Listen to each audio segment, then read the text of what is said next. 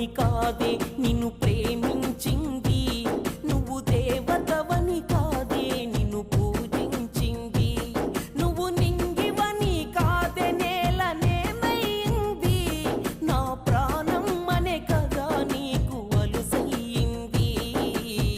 రాతలో లేని రాధమ్మ చెప్పలేను